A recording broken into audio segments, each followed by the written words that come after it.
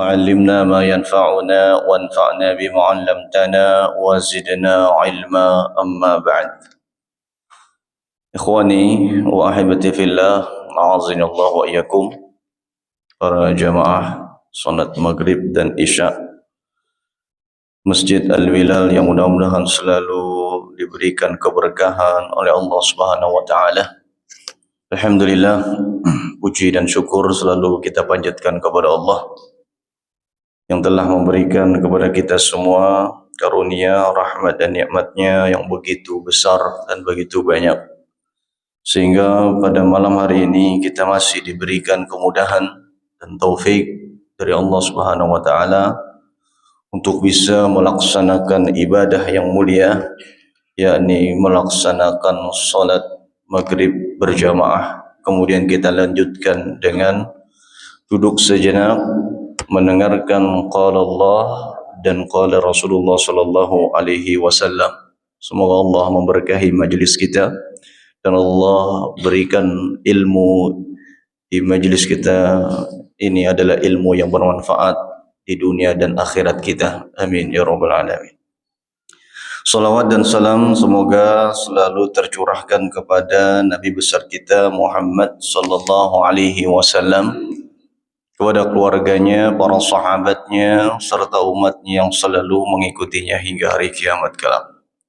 Para jamaah yang dimuliakan Allah, insyaallah ta'ala pada malam hari ini kita akan kembali melanjutkan kajian kita dari pembahasan kitab Al-Kabair, kumpulan dosa-dosa besar. InsyaAllah kita memasuki dosa besar yang ke-6 yang disebutkan oleh Al-Imam Az-Zahabi rahimahullah. Dosa besar yang ke-6 disebutkan di sini adalah uququl walidain, durhaka kepada kedua orang tua. Uquq itu diambil dari kata aqun, artinya adalah al-qata', memotong. Makanya akikah disebut dengan akikah karena diambil dari kata aqun, artinya memotong. Maksudnya memotong kambing. Ya. Uququl walidain maksudnya adalah dia memotong, memutuskan ya jalannya menuju surga dengan kedurhakaan dia. Jadi uququl walidain artinya adalah durhaka kepada kedua orang tua. Kita diperintahkan oleh Allah untuk berbakti kepada orang tua. Dan bakti kita kepada kedua orang tua kita tidak terbatas dengan meninggalnya orang tua kita.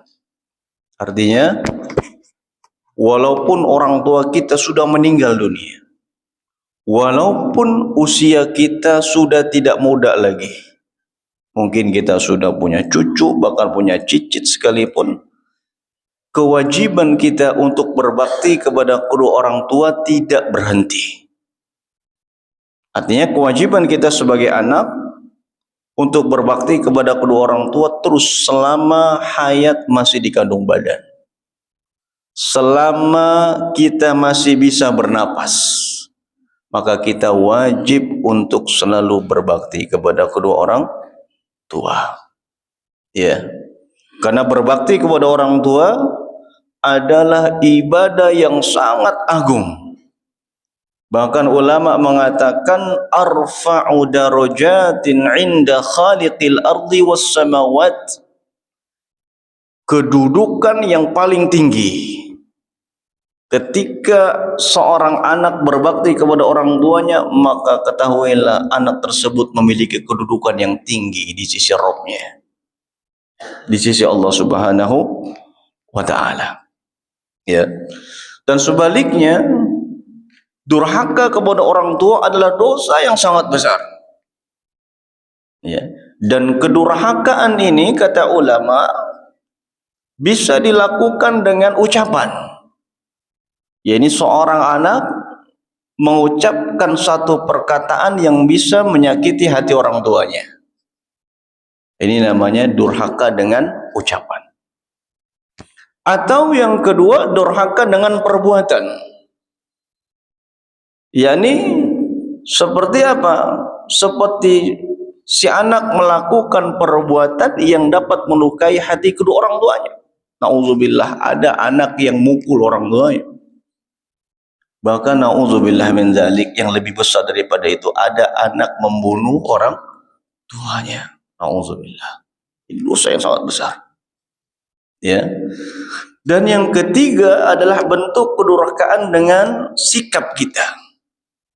yakni seperti seorang anak acuh kepada orang tuanya, enggak peduli kepada orang tuanya, sehingga dengan sikapnya tersebut melukai hati orang tuanya.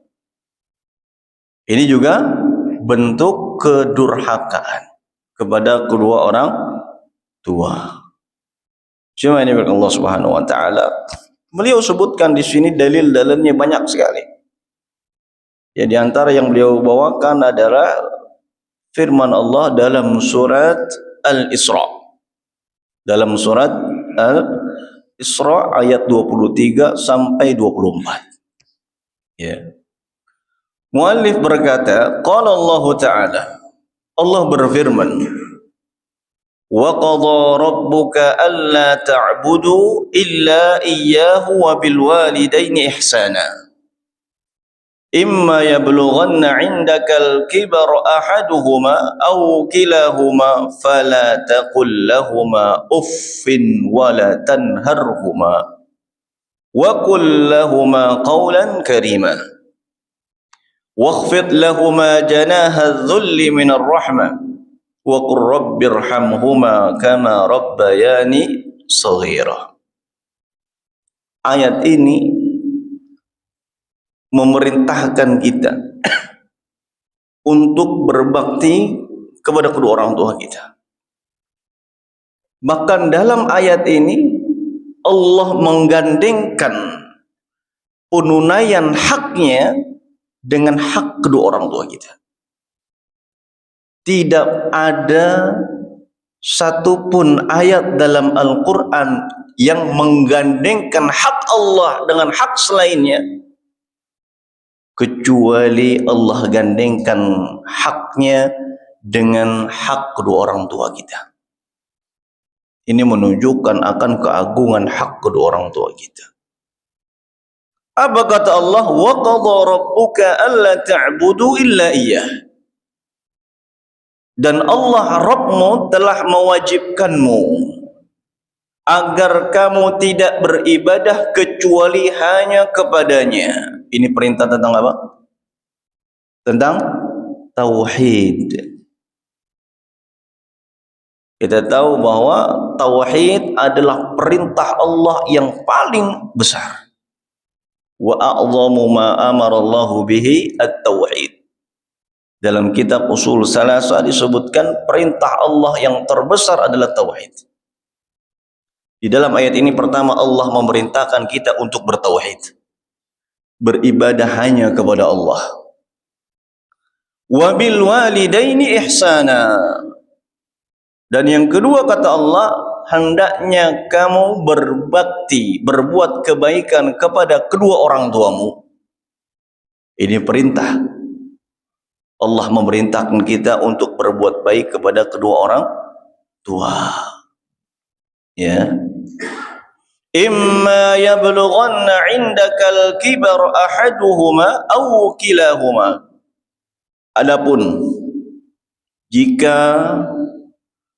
salah satu dari keduanya atau kedua-duanya berada di sisimu dalam usia lanjut, yakni apabila kita mendapati kedua orang tua kita sudah tua, baik salah satunya maupun kedua-duanya, entah itu ayah kita atau ibu kita, kita dapati sudah tua. Dan biasanya orang tua ya kembali kepada sifat kekanak-kanakan lagi. Inilah ujian kita.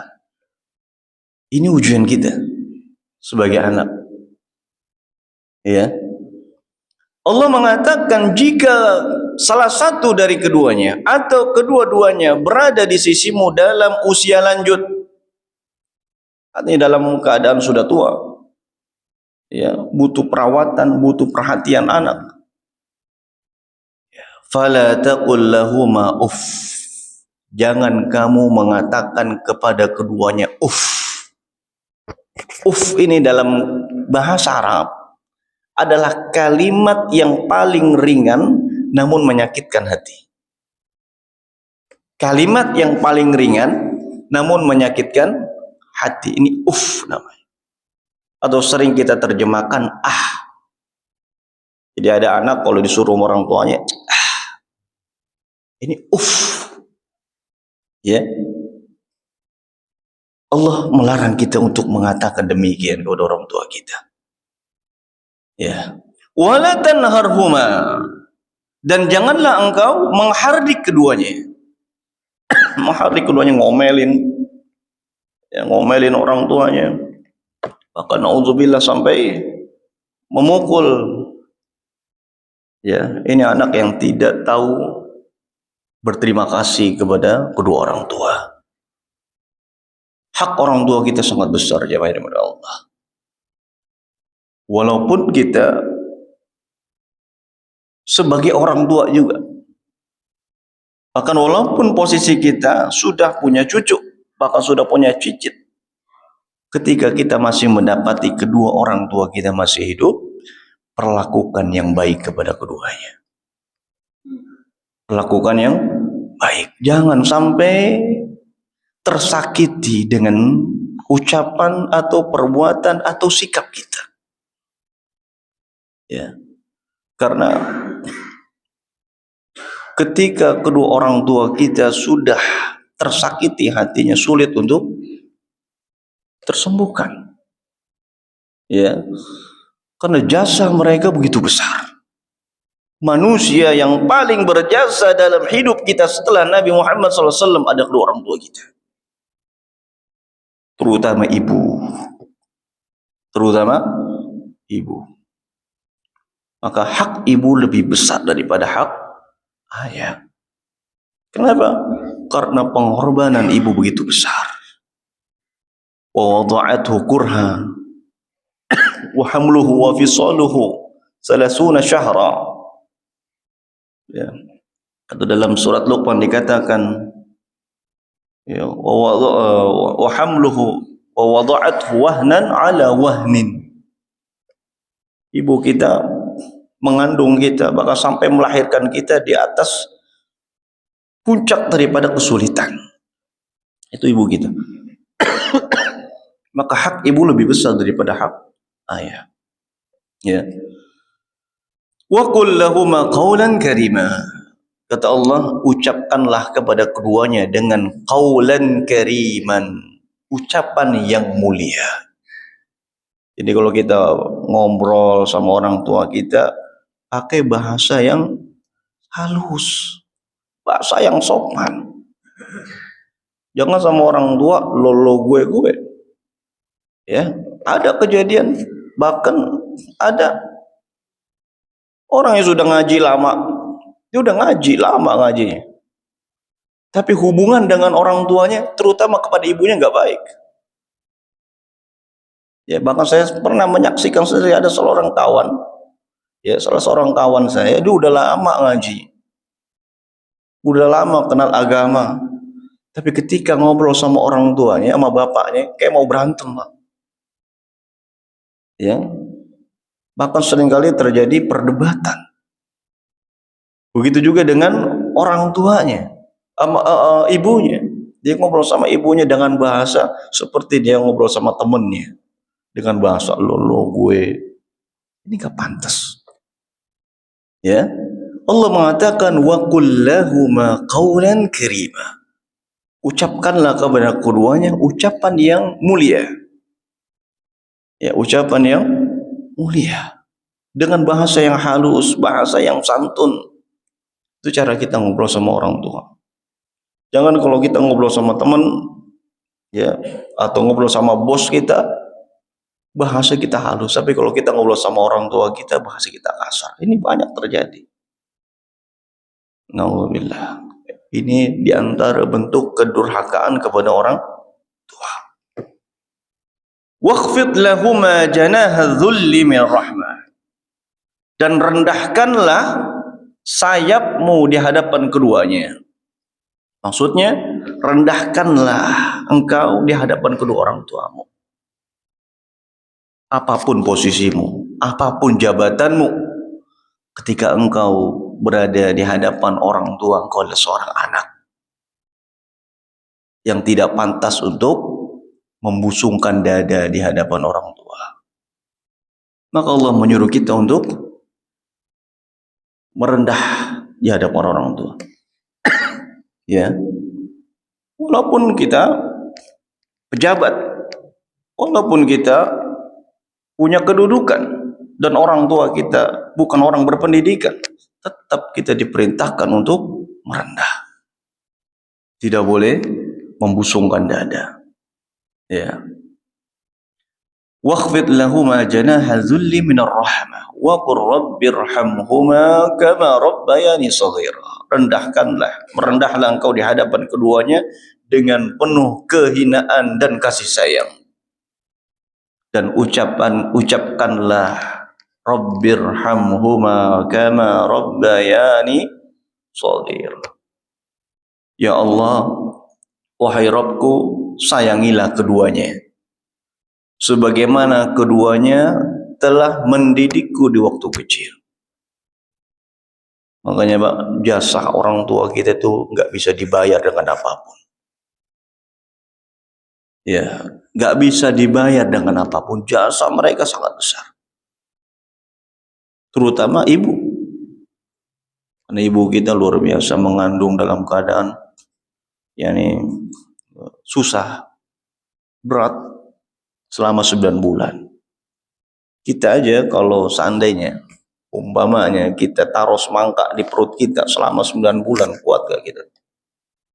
Gak mungkin kuat kita. Ini ibu kita 9 bulan. Gak cukup sampai di situ. Bahkan ketika melahirkan, taruhannya apa? Nyawa. Dia mempertaruhkan nyawanya.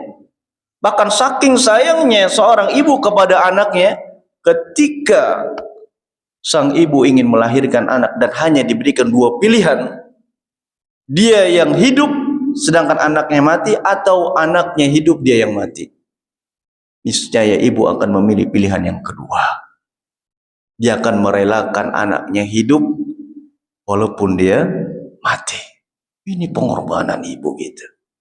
Gak cukup sampai di situ kata Allah. Bahkan ibu kita menyusui kita selama 2 tahun. Tidak cukup sampai menyusui, merawat kita, membesarkan kita, ngasih makan kita, mendidik kita, luar biasa. Makanya jasa orang tua kita nggak bisa kita bayar dengan apapun. Yang mereka harapkan adalah satu, berbaktinya kita kepada mereka. Itu yang mereka harapkan. Ya. Jemaah yang dimuliakan Allah Subhanahu wa taala. Kemudian Allah berfirman, wa qala ta'ala dalam surat Al-Ankabut ayat 8, wa wassaynal insana biwalidayhi husna.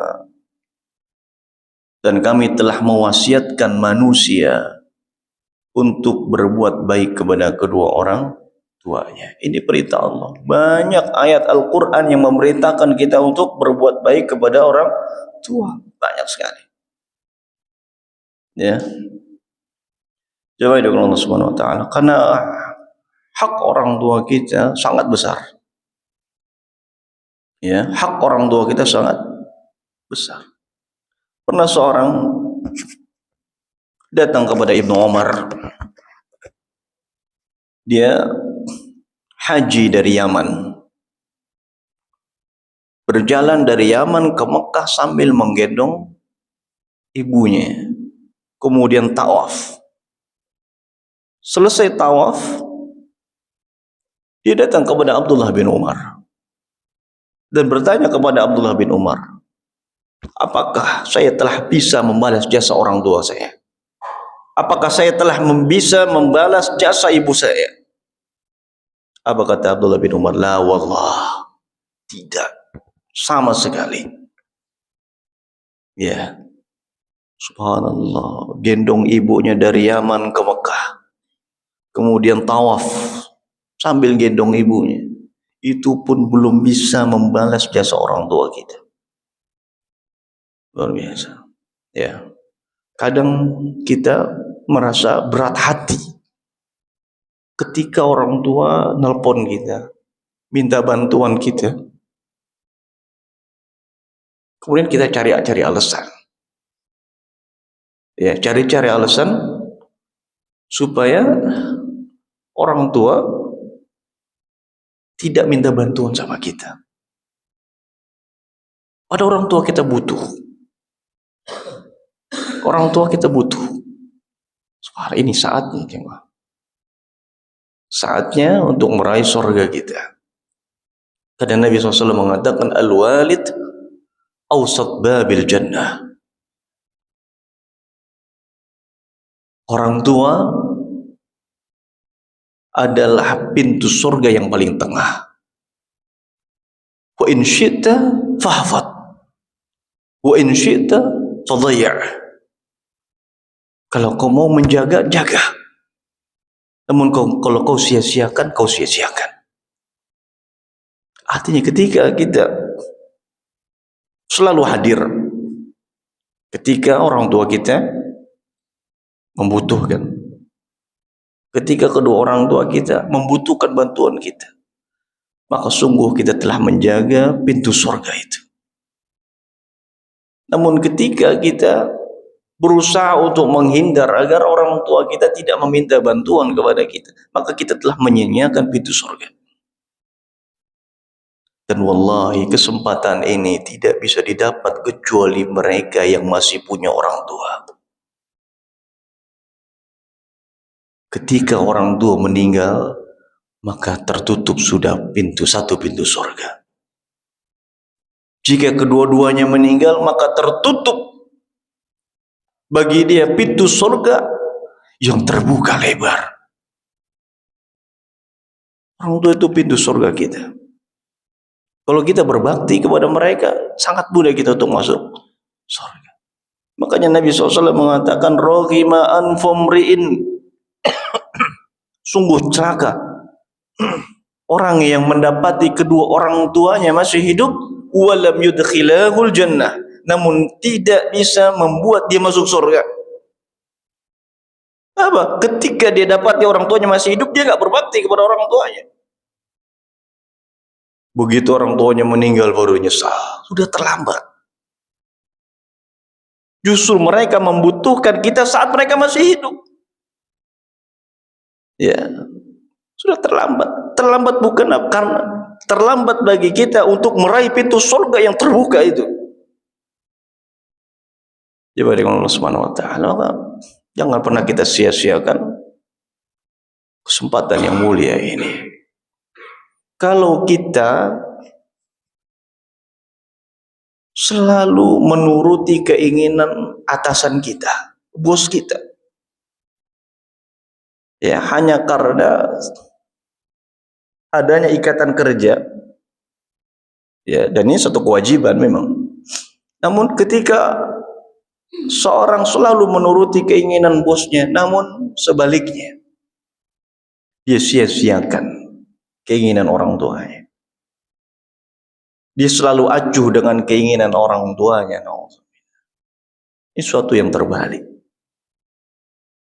Ya. Orang yang paling berjasa hari ini terhadap kita adalah orang tua kita. Bukan yang lainnya. Bukan atasan kita, bukan bos kita. Jemaah dari Allah Subhanahu wa taala, dan ayat-ayat yang memerintahkan kita untuk berbakti kepada kedua orang tua sangat banyak. Sangat banyak. Nah, kemudian Imam Zahabi rahimahullah mulai menyebutkan dalil-dalil dari hadis yang menunjukkan akan besarnya dosa durhaka kepada kedua orang tua. Wa qala an-nabiy sallallahu alaihi wasallam, Nabi sallallahu alaihi wasallam bersabda, ala unabbiukum bi akbaril kabair, maukah aku beritahukan kepada kalian tentang dosa yang paling besar. Ini dosa-dosa besar yang paling besar. Ada dosa besar, ada dosa besar yang lebih besar daripada dosa besar biasa. Di antaranya yang Nabi sebutkan adalah hukukul walidain. Nabi sebutkan setelah berbuat syirik kepada Allah, setelah menyekutukan Allah. Kemudian Nabi mengatakan wa uququl walidain, durhaka kepada kedua orang tua. Ini dosa yang sangat besar. Ya. Wa qala alaihi salatu wassalam, dan Nabi sallallahu alaihi wasallam juga bersabda, ridallahi fi ridal walid wa sakhatullahi fi sakhatil walid.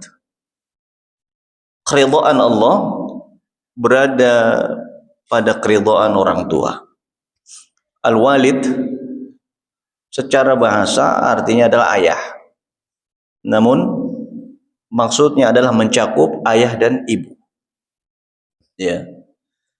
Ridha Allah berada pada keridhaan orang tua. Jadi kalau orang tua kita ridha, subhanallah, apalagi sampai mendoakan kebaikan untuk kita, maka sesungguhnya Allah ridha. Ya. Wa sakhatullahi fi sakhatil walid, dan sebaliknya, kemurkaan Allah ada pada kemurkaan kedua orang tua. Ya, ketika orang tua kita murka sama kita karena sikap kita, maka ketahuilah Allah yang berada di atas langit ketujuh murka kepada dia. Ya. Wa sakhatullah fi sakhatil walid. Ya. Dan kemurkaan Allah berada pada kemurkaan kedua orang tua. Ya. Jemaah dimuliakan Allah Subhanahu wa taala. Ya. Maka kita berusaha untuk selalu membahagiakan orang tua kita. Kita berusaha untuk selalu membuat ridha orang tua kita. Ustaz, orang tua saya meninggal, dua-duanya. Apa yang harus saya lakuin sekarang? Seorang datang kepada Nabi SAW. Orang ini bertanya kepada Nabi Rasulullah, orang tuaku meninggal. Apa yang harus aku lakukan ya Rasulullah? Bakti apa yang harus aku lakukan ya Rasulullah? Maka kata Nabi SAW, tusalli alaihi wa tastaghfiruhu wa tastaghfir lahu. Selalu engkau berdoa kepada Allah dan selalu engkau memanjatkan ampunan kepada Allah untuk kedua orang tuamu, dan engkau sambung karib kerabat orang tuamu, yakni teman-teman orang tua ayah atau ibumu. Ini diantara bentuk bakti kita. Setelah orang tua kita meninggal dunia, kita doakan. Ya, kalau meninggal kita saksikan, baru meninggal kita jadi imam. Karena Nabi mengatakan tusalli alaihi, kau salatin, maksudnya kau jadi imam. Karena seafdal salat jenazah, yang mengimami salat jenazah adalah anak dari si mayit. Ya, ini yang paling afdal. Yang menjadi imam adalah anak dari si mayit, karena ini bentuk bakti. Bentuk bakti kepada orang tua. Ya, jangan nyuruh orang. Yang afdalnya kita yang sholatin. Karena ini bakti kita. Kemudian yang kedua, istighfar. Memintakan ampunan kepada Allah untuk orang tua kita. Terus menerus. Tanpa henti-henti. Selalu memohonkan ampunan agar Allah mengampuni mereka. Agar Allah rahmati mereka. Agar Allah masukkan mereka ke dalam surga. Subhanallah. Dan disebutkan dalam hadis yang sahih, Wa innar rajul, sesungguhnya kata Nabi SAW, ada seseorang la yurfa'u aw la turfa'u darajatuhu fil jannah, ditinggikan derajatnya di dalam surga.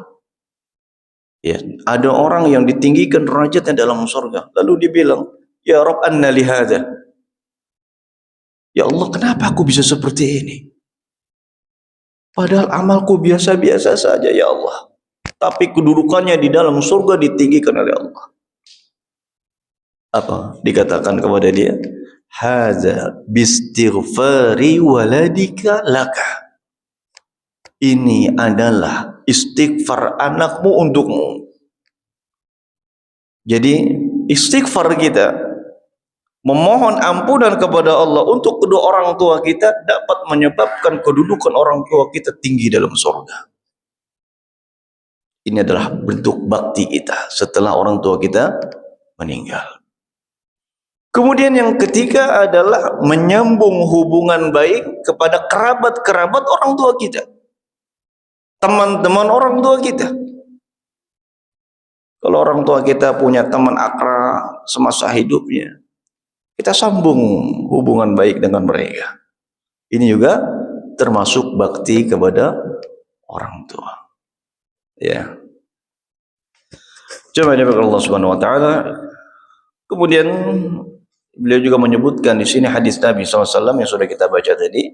Ya, Nabi SAW bersabda, al-walidu awsatu abwabil jannah, fa in syi'ta fahfad wa in syi'ta fadayya'. Akhrajahu Tirmidzi. Orang tua adalah pintu surga yang paling tengah. Orang tua adalah pintu surga kita. Dan pintu surga itu bertingkat-tingkat. Ada yang paling atas, ada yang tengah, ada yang bawah. Orang tua itu di tengah-tengah. Ya, bahkan kata ulama, orang tua adalah pintu surga yang terbuka lebar. Yang terbuka lebar. Sehingga apa maksudnya? Seorang anak yang dia mendapati orang tuanya masih hidup namun dia tidak berbakti, sehingga dia tidak bisa menyebabkan masuk surga, maka anak ini adalah anak yang sangat merugi, anak yang sangat celaka. Ya. Nabi SAW mengatakan orang tua adalah pintu surga yang paling tengah. Wa in syi'ta fahfad, kalau engkau mau jaga orang tuamu. Maksudnya apa? Ahsin ilaihima, berbuat baik kepada keduanya, berbakti kepada kedua orang tuanya. Wa in syi'ta fadayya', namun jika kau mau, silakan kau sia-siakan. Ya, silakan kau sia-siakan. Tinggal kita pilih yang mana. Ya, orang tua kita hari ini masih hidup misalnya, kita mau sia-siakan atau kita mau jaga, kita rawat. Ya, maka anak yang saleh, dia akan berusaha menjaga kedua orang tuanya dengan sebaik-baiknya. Walaupun ya sebagian orang memandang bahwa itu adalah bentuk pembebanan. Maka seorang anak yang saleh, yang berbakti, dia tidak akan melihat bahwa ketika dia mengurusi orang tuanya menjadi beban hidupnya. Auzubillah, sangat-sangat disayangkan. Sangat ironis ketika ada anak yang nitipin orang tuanya ke panti jompo. Ini anak durhaka ini. Anak durhaka. Ya. Padahal dari sisi ekonomi dia mampu. Bahkan ada seorang ibu yang dia pengen hidup di panti jompo. Dia pengen. Kata ibu ini kepada anak-anaknya, anaknya banyak, 4 atau 5. Dan rata-rata mereka semua bekerja di luar kota. Ya, ibu ini tinggal di kampung. Namun subhanallah, tidak ada satupun anaknya yang mengunjungi orang tuanya. Sehingga ibu ini berangan-angan dan dia mengatakan, menelpon anaknya supaya dititipkan ke panti jompo. Apa sebabnya? Sebab dia merasa sudah tidak ada lagi kasih sayang anak-anaknya. Dia tidak lagi mendapati kasih sayang anak-anaknya yang selama ini dia besarkan, dia rawat, dia didik, sehingga di masa tuanya dia tidak merasakan kasih sayang dari anak-anaknya yang dulu dia rawat. Subhanallah, apa yang terjadi jemaah? Anaknya justru mengabulkannya. Anak-anaknya justru mengabulkannya, menitipkan ibunya ke panti jompo. Ini anak-anak durhaka. Alhamdulillah. Seharusnya ini peluang kita, kesempatan kita untuk masuk surga. Ya. Coba dengan Allah Subhanahu wa taala. Ini contoh bentuk kedurhakaan seorang anak ketika dia menitipkan orang tuanya ke panti jompo. Ini banyak terjadi. Banyak terjadi. Ya. Wa anhu, dan Nabi SAW juga bersabda, al-jannatu tahta aqdamil ummahat. Para ulama berselisih tentang sanad hadis ini, sebagian mendhaifkan. Ya, di mana disebutkan bahwasannya surga berada di bawah kaki ibu. Maksudnya bukan kaki ibu kita ciumin, kita korek-korekin. Salah paham itu. Ya. Dari sisi sanad, hadis ini lemah. Sebagian ulama seperti diriwayatkan oleh Tirmidzi, dan ini riwayat lemah, seperti Syekh Masyhur Hasan Salman melemahkan hadis ini. Ya. Namun secara matan maknanya sahih. Apa maknanya? Bahwasannya surga berada di bawah telapak kaki ibu kita. Maksudnya adalah surga itu ada pada bakti kita kepada ibu kita. Jadi ketika anak berbakti kepada ibunya, dia rawat ibunya dengan sebaik-baiknya. Ya. Dirawat dengan sebaik-baiknya, diberikan pelayanan yang terbaik. Maka ini adalah upaya untuk meraih surga pada ibu. Ya. Ya, Allah Subhanahu wa taala. Kemudian hadis yang selanjutnya. Ya. Sebutkan jaa wa qala sallallahu alaihi wasallam wa ja'ahu rajulun yasta'dhinu fil jihad ma'ah. Pernah ada seorang pemuda yang meminta izin kepada Nabi SAW untuk berjihad. Jadi ada anak muda, dia punya semangat, dia pengen jihad bersama Nabi. Kita tahu jihad ini amalan yang sangat agung, amalan yang sangat mulia. Bahkan saking mulianya orang yang mati di medan jihad, ya, akan dapat memberikan syafaat kepada keluarganya. Ya, diberikan surga yang luasnya seluas langit dan bumi. Bahkan di antara bentuk kemuliaan seorang yang mati dalam jihad, jasadnya tidak boleh dimandikan karena yang memandikannya adalah para malaikat dari surga. Ya. Orang ini datang kepada Nabi untuk minta izin untuk ikut serta berjihad. Ya, dia pengen berjihad, ya Rasulullah, izin li bil khuruj. Ya Rasulullah, izinkan aku untuk keluar berjihad. Maka Nabi SAW tanya. Kata Nabi, ahayyun walidak? Apakah kedua orang tuamu masih hidup? Qala na'am. Dia menjawab, iya. Keduanya masih hidup. Qala fa fihima fajahid. Maka hendaknya engkau berjihad pada keduanya. Maksudnya engkau sungguh-sungguh dalam baktimu untuk kedua orang tuanya. Dikatakan dalam riwayat yang lain bahwasannya orang tuanya tidak mengizinkannya. Ini diantara syarat untuk berjihad, maksudnya adalah jihad yang sifatnya fardu kifayah. Karena jihad punya dua hukum. Yang pertama fardu kifayah dan yang kedua fardu ain. Kapan fardu kifayah? Ketika musuh masih jauh. Fardu kifayah. Kapan fardu ain?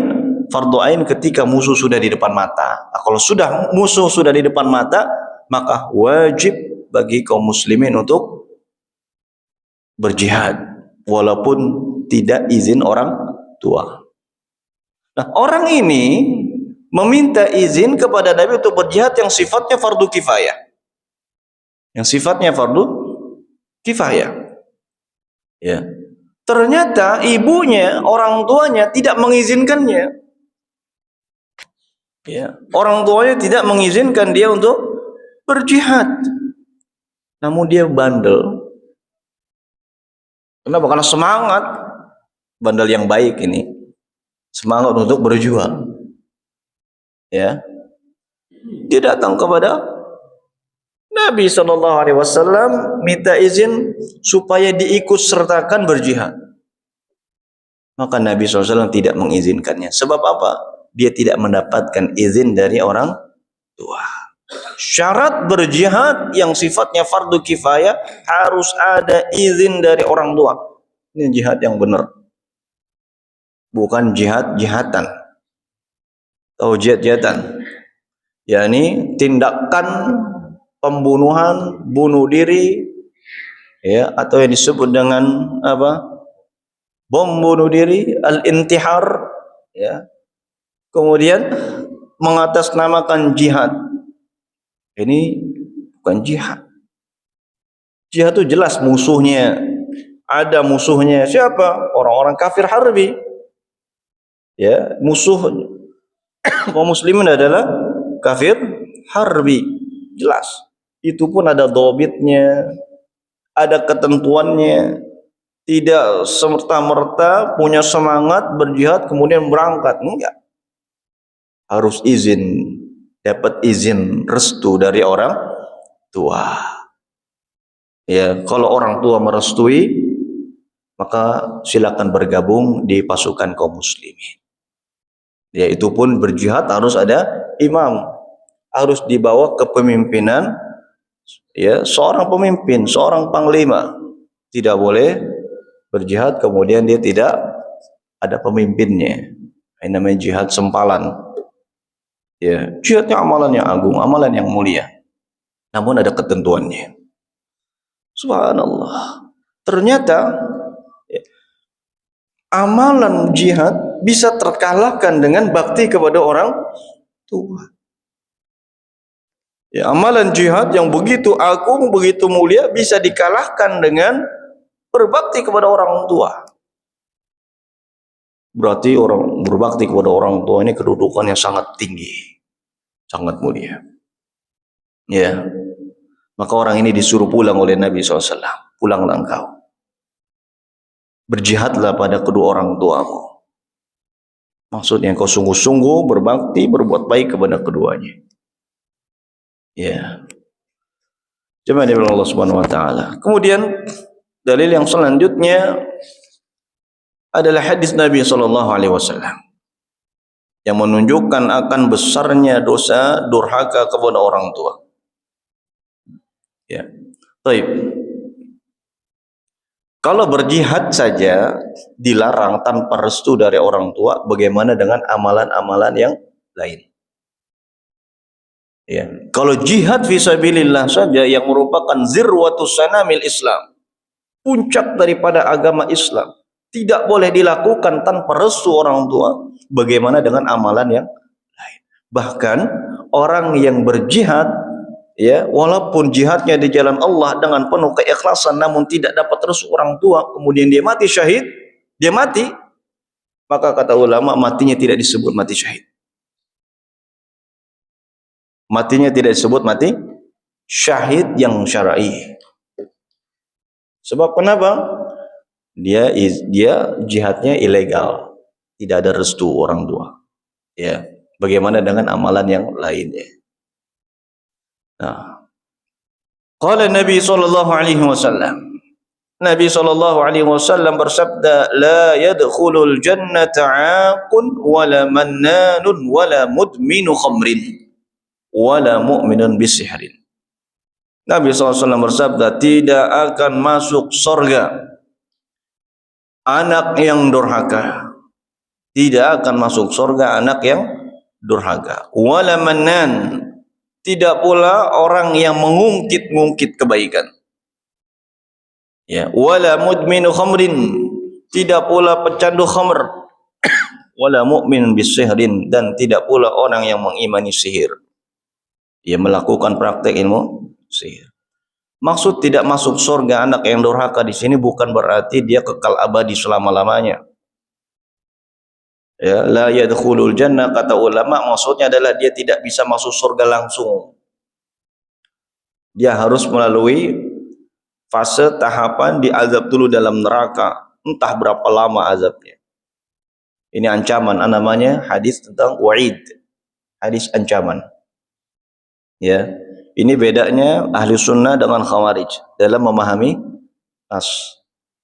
Ya, ahli sunnah wal jamaah dalam memahami nas-nas terkait dengan wa'id, ancaman, ya, selama itu bukan termasuk kesyirikan, maka maksudnya tidak masuk surga di sini adalah tidak masuk surga secara langsung.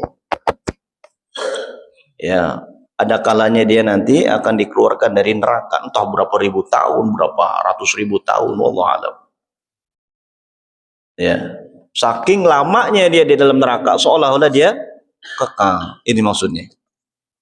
Karena tidak ada dosa yang menyebabkan pelakunya kekal abadi di dalam neraka kecuali kesyirikan dan kekufuran. Selain daripada itu, semua berada di bawah kehendak Allah. Seandainya dia diazab dulu dalam neraka, ada waktunya kelak dia akan diangkat, dikeluarkan. Ya, tapi entah berapa ribu tahun. Ya, sehingga saking lamanya dia seolah-olah dia abadi di dalam neraka. Ya. Nah, berapa menit lagi? 1 menit lagi. Nah, la yadkhulul jannata 'aqun, kata Nabi, tidak masuk surga anak yang durhaka. Ya, anak yang durhaka kepada orang tuanya. Imma kedurhakaannya itu dengan ucapannya, bil qaul, atau dengan fi'il, atau dengan sikap. Nah, azan dulu sih.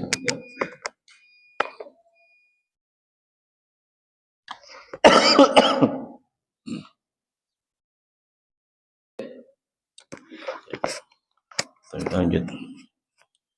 Dan dosa durhaka kepada kedua orang tua adalah salah satu dosa yang azabnya akan disegerakan oleh Allah di dunia sebelum dia mendapatkan azab di akhirat. Ya, sebagaimana dalam riwayat Bukhar bin Abdul Aziz, ya, dia berkata, haddatsana abi, berkata ayahku menceritakan kepadaku ayahku dari Abi Bakrah secara marfu', kullu dzunubi yuakhirullahu minha ma syaa ila yaumil qiyamah illa uququl walidain fa innahu yu'ajjalu li sahibihi. Setiap dosa diakhirkan hukumannya sampai hari kiamat. Yani dosa kita, ada dosa-dosa yang tidak memberikan atau tidak dibayar kontan langsung azabnya oleh Allah di dunia. Ya. Akan tetapi Allah simpan, Allah undurkan azab itu untuk di akhirat. Ya. Dan ada dosa-dosa yang azabnya disegerakan oleh Allah di dunia. Ada dosa-dosa yang azabnya disegerakan oleh Allah di dunia. Apa di antaranya? Uququl walidain. Kata Nabi, durhaka kepada orang tua, fa innahu yu'ajjalu li sahibihi. Sesungguhnya akan disegerakan azab itu, hukuman itu untuk anak yang durhaka. Maka kita lihat anak yang durhaka kepada orang tuanya, urusannya tuh nggak ada yang beres, Pak. Coba perhatiin. Anak yang durhaka kepada orang tuanya, urusannya nggak ada yang beres di dunia. Rumah tangganya berantakan, ekonominya carut marut. Sebabnya apa? Durhaka. Ya, sebabnya durhaka kepada orang tua. Bahkan ada seorang kawan yang dia hubungan dengan ibunya nggak baik. Subhanallah. Ketika dia hubungan dengan ibunya nggak baik, semua urusannya berantakan. Bisnisnya carut marut, berantakan. Tapi ketika dia kembali kepada ibunya, subhanallah, seolah-olah kesulitan yang selama ini membelenggu dia terbuka di depan matanya. Kemudahan. Ya. Sudah ke Rasulullah SAW. Benar apa yang dikatakan oleh Nabi SAW. Ya. Dan bentuk hukuman itu macam-macam. Bahkan ada seorang ikhwah, seorang kawan cerita, dia ada orang gila, Pak. Ada orang gila. Lalu teman saya bilang, Ustaz, tahu nggak antum, dia gila itu sebabnya apa? Dia dulu normal. Dia punya ibu dulu. Dia punya ibu, tapi subhanallah ibunya dipukulin terus sama dia. Ibunya dipukulin. Ibunya dirongrong. Tahu dirongrong? Dirongrong terus sama dia. Bukan aja dirongrong, dipukulin. Ketika ibunya meninggal, dibayar kontan oleh Allah. Gila dia. Jadi ODGJ. Kemana-mana telanjang. Ini salah satu ukubah. Salah satu apa? Bentuk hukuman yang Allah segerakan. Sebelum hukuman yang dia dapatkan di mana? Akhirat. Alhamdulillah. Ya, maka jangan pernah kita menyia-nyiakan kesempatan ini. Kalau kita masih punya kedua orang tua, ayo kita manfaatkan. Ya, kita rawat mereka. Kita jaga mereka. Kita berbakti, berbuat baik kepada mereka. Wallahu a'lam bishawab. Mungkin ini yang bisa kita bahas pada kesempatan kali ini, semoga memberikan manfaat dan pencerahan untuk kita semuanya. Wallahu a'lam. Ada pertanyaan? Bakti apakah sama kepada orang tua dengan mertua? Itu lagi, apakah bakti seorang anak laki-laki sama dengan anak perempuan? Ya. Hukum asalnya berbakti kepada orang tua berbeda dengan berbakti kepada mertua. Ini hukum asal. Namun bukan berarti kita mengacuhkan dan mengabaikan bakti kita kepada mertua. Bagaimanapun mereka juga menduduki posisi orang tua kita. Kita telah mengambil anaknya, kita telah mempersunting anaknya untuk menemani hidup kita. Maka ketika kita berbuat baik kepada mereka, kita mendapatkan pahala seperti berbakti kepada orang tua. Ya. Nah, dan secara hukum asal berbeda. Tentu hak orang tua kita lebih besar. Hak orang tua kita lebih besar ketimbang hak mertua kita. Ya. Kemudian bagaimana dengan anak perempuan? Khusus anak perempuan setelah dia menikah.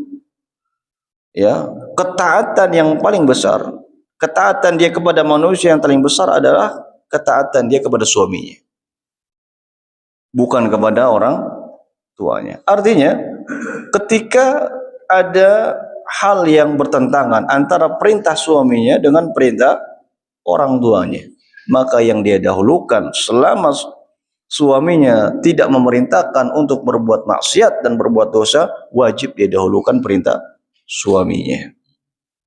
Ya, wajib dia berbuat baik, ihsan kepada suaminya. Nah, dan bukan berarti dia mengacuhkan juga, mengabaikan juga baktinya dia kepada orang tuanya.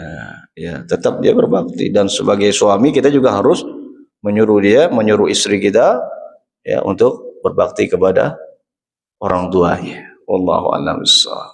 Ini yang bisa kita bahas, semoga bermanfaat. Wabillahi taufik. Sallallahu ala nabiyina Muhammad wa ala alihi washabihi wasallam. Subhanakallahumma wa bihamdika asyhadu an la ilaha illa anta astaghfiruka wa atubu ilaik. Wassalamualaikum warahmatullahi wabarakatuh.